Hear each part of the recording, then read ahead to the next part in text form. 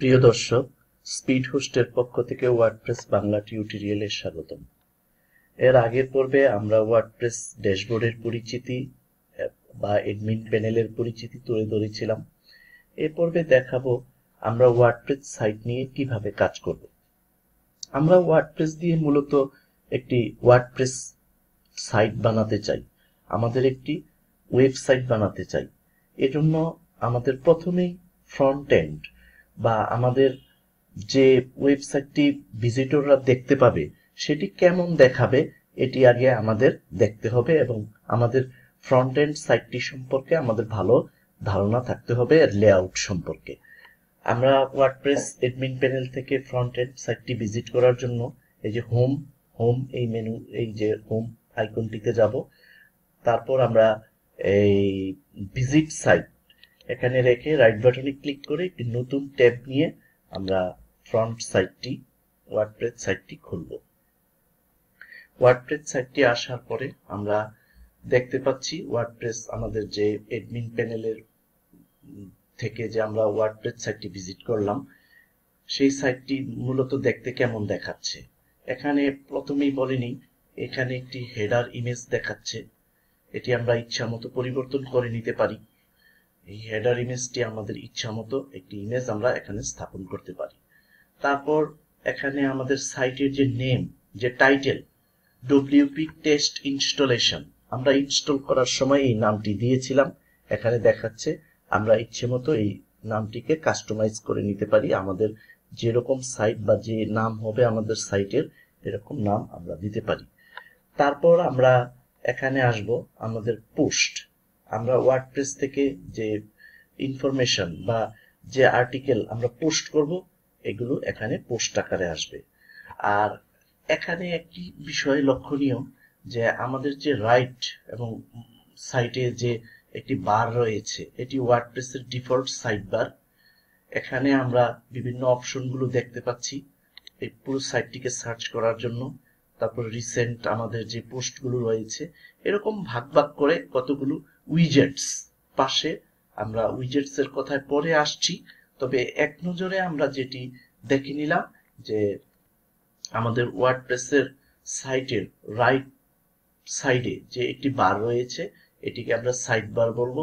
আর এখানে আমরা যে অংশটুকু দেখছি এটি আমাদের কন্টেন্ট এরিয়া, আর উপরের যে অংশটি আমরা দেখছি এটি হেডার, সাইট হেডার।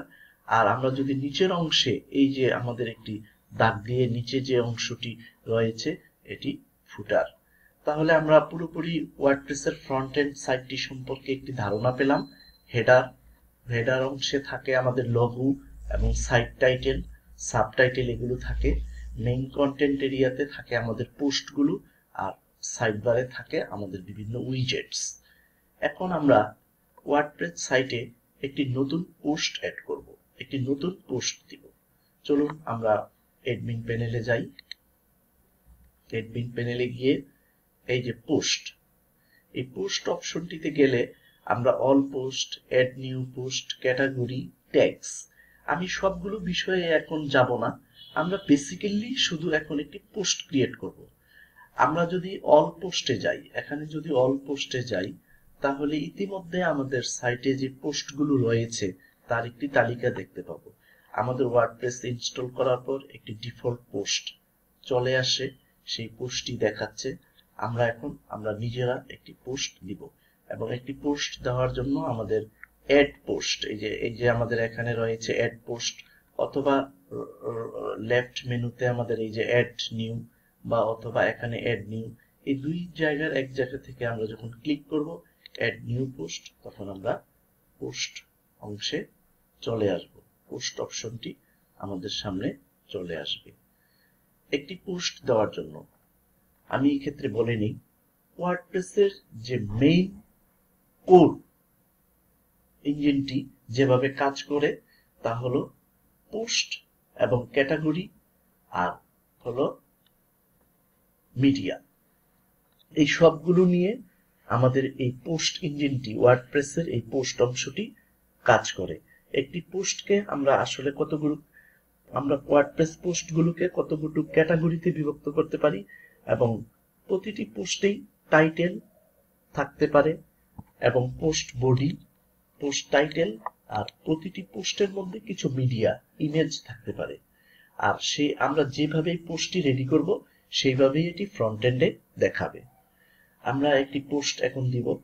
আমরা এখন একটি পোস্ট আমরা dailystar.net, thedailystar.net এই ইংলিশ নিউজ পেপার সাইটটি থেকে একটি পোস্ট কপি করে নিয়ে আসব। আমরা এখান থেকে একটি পোস্ট নিয়ে আসলাম, এই পোস্টটি খুললাম। আমরা প্রথমে কপি করব পোস্ট টাইটেলটি। আমাদের পোস্টের যে টাইটেল হবে এই টাইটেলটি আমরা কপি করলাম। রাইট বাটনে ক্লিক করে কপি। আপনারা শুধু দেখুন যে আমরা সিম্পলি কিভাবে একটি পোস্ট করতে পারি। তারপরে আমি পোস্ট ইঞ্জিনটি কিভাবে কাজ করে এ নিয়ে বিস্তারিত পরবর্তী পর্বে বলবো। এখন শুধু দেখে রাখুন যে আমাদের পোস্ট এই অপশনটি কিভাবে কাজ করে।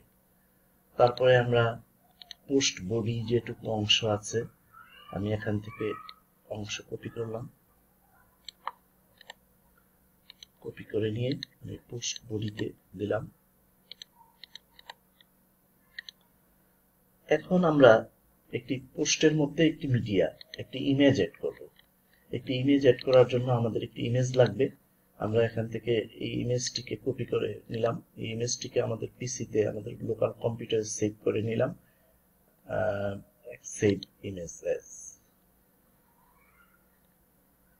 আমরা ইমেজটি যে নামে আছে এই নামে ডেস্কটপে সেভ করলাম। তারপরে আমাদের এই যে মিডিয়া, আমাদের ওয়ার্ডপ্রেস যে পোস্ট অপশনটিতে আসলাম। এসে এখানে মাউস পয়েন্টারটি আমি যেখানে মিডিয়াটি অ্যাড করব, যেখানে ইমেজটি অ্যাড করব ওই জায়গায় মাউস পয়েন্টারটি রাখলাম। রেখে আমরা অ্যাড মিডিয়া দিয়ে আমরা সিলেক্ট ফাইল, আমরা ফাইল সিলেক্ট করলাম এবং আমরা এই পোস্টটি, এই ইমেজটি নিলাম। নেওয়ার পরে ইমেজটি সিলেক্ট করার পর ইমেজটি আপলোড হলো মিডিয়া বক্সে। ইনসার্ট ইনটু পোস্ট, আমরা পোস্টের মধ্যে ইনসার্ট করে দিলাম। এখন আমরা যদি ইমেজটি সিলেক্ট করি মাউস ক্লিক করে, তখন আমরা ইমেজটির অ্যালাইনমেন্ট ঠিক করতে পারবো। আমরা ইমেজটিকে লেফট অ্যালাইনে একটু ভিতরে দিলাম যাতে দেখতে একটু ভালো দেখায়। এবার আমাদের পুরো পোস্টটি রেডি হয়ে গেল। আমাদের টাইটেল দিলাম, পোস্ট টাইটেল, পোস্ট বডি, এবং পোস্ট বডিতে আমরা একটি ক্যাটাগরি, পোস্ট বডিতে একটি মিডিয়া অ্যাড করলাম। তারপর আমরা ইচ্ছা করলে এখানে আমরা এই অপশনগুলোতে পরে আসছি, আমরা এই দিকের অপশনগুলো ডান পাশের সবগুলো অপশনে পরে আসছি। এখানে আমরা একটি সেট ফিচার্ড ইমেজ, আমরা এই ইমেজটিকে ফিচার্ড ইমেজ হিসাবে সেট করে দিলাম। দিয়ে আমরা পোস্টটি একেবারে সম্পূর্ণ রেডি করলাম। আমরা ফিচার্ড ইমেজ কেন দিব বা কখন দিব এই বিষয়টি নিয়ে আমরা পরবর্তীতে কথা বলবো। এবার আমাদের যখন সম্পূর্ণ পোস্টটি রেডি হয়ে যাবে তখন আমরা পাবলিশ বাটনটিতে ক্লিক করব। আমাদের পোস্টটি পাবলিশ হয়ে গেল। এবার আমরা ফ্রন্ট এন্ডে আসব, আমাদের ওয়ার্ডপ্রেস সাইটে আসব। এসে আমরা যদি এই সাইটটিকে যদি রিফ্রেশ দিই, আমরা এখানে দেখতে পাচ্ছি যে একটি পোস্ট আমাদের চলে আসলো এবং হেডলাইন সহ, আমাদের এই যে ফিচার্ড ইমেজ সহ, এবং আমরা ভিতরে যে ইমেজ দিয়েছিলাম সেই ইমেজটি সহ আমাদের পোস্টটি চলে আসলো।